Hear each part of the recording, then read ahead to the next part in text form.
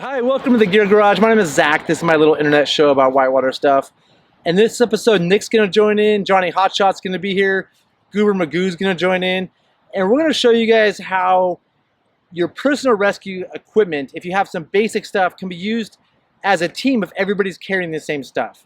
And these days, what I feel like everybody should be carrying, this is just my thoughts, and I'm going to show you why I think that, some sort of flip line and a carabiner that can be used for a lot of different things, including flipping your boat. But also, it's super handy if each of us has our own pulley, prusik, and carabiner like this on our body. So we're going to set up a little pretend scene here and see how this stuff is used, starting with Nick being stuck on his raft over here. All right, so here's Nick. He's stuck again, kind of getting tired of this. Now, he has his personal rescue equipment with him. He has his flip line, his carabiner. He has his prusik pulley, this stuff right here with him, if you can see this stuff. And he's going to use his equipment. He's the one stuck on the boat to create a 2-point self-equalizing anchor that we can use to pull. And luckily, Nick's very talented at getting stuck, but also at tying these 2-point anchors. So if you're good at getting stuck, you need to have this skill right here. So boom, he's ready to go. And I need to throw him a throw bag. Hold on, throw bag coming. Throw bag coming. All right. So we're gonna throw Nick a throw bag, and then he's gonna attach the end of this throw bag to his 2-point, his 2-point system. Throw bag. Right, I can pull this rope through now. Here we go. Oh man, it's a lot of rope. And so now we have his boat attached to this 2-point system. He's gonna hang out there for a while. He doesn't need his prusik. He doesn't need his pulley. He could use them if you want to do a what's that called? 2-to-1. A 2-to-1, yeah, 2-to-1 system. But we're not going to do that. That's advanced. But we're going to move to shore, and I'm going to show you how I'm going to create an anchor with my personal rescue equipment. So I can use my handy-dandy flip line to tie an anchor onto the tree. So I'm going to just basically take it, wrap it around the tree. I'm going to choose a big, sturdy tree. I like the rule 5 and alive that my friend Dustin taught me. I'm not going to tell you what that means. It just means pick a good, strong tree. And ideally, the anchor is lower down. The higher up it is, the more leverage it has to pull it over.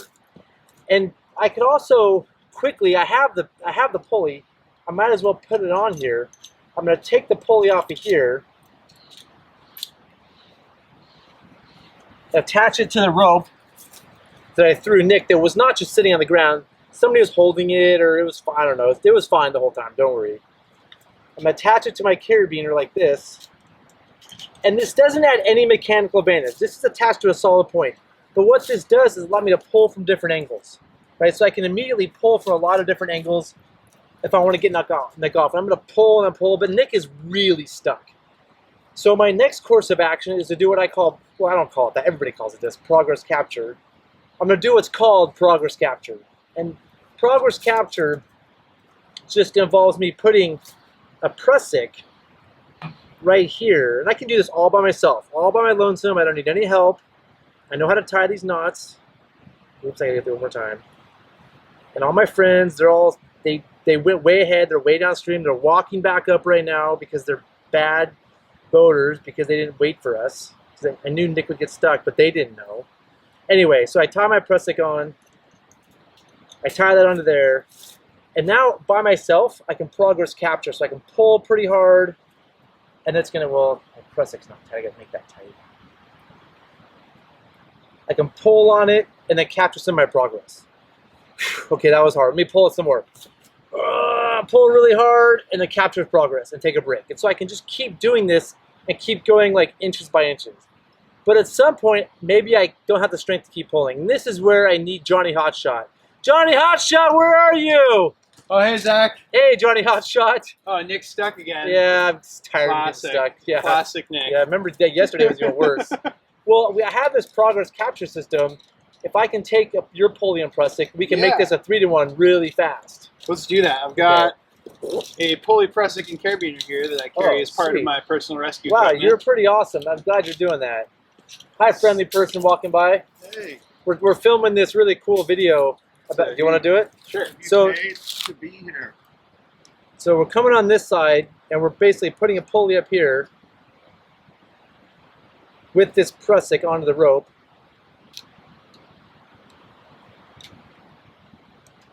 He's got to move his his Prusik sewn loop a little bit, because sometimes when you put the Prusik thing around, the sewn loop is exactly where you don't want it.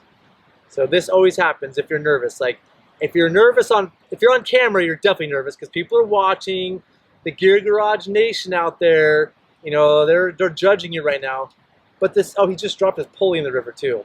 But this same thing happens in the real world. Like when people are watching a rescue, you're nervous and you do this quickly. So this is truly what happens.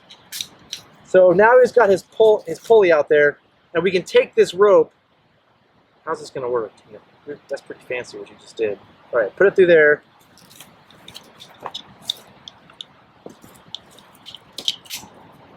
And so with Nick being here, he just adds on to my progress capture system, and we now have a 3-to-1 immediately, which is pretty cool how it's supposed to be set up. So Nick, you want to help me pull? Both want to be on this side of the rope.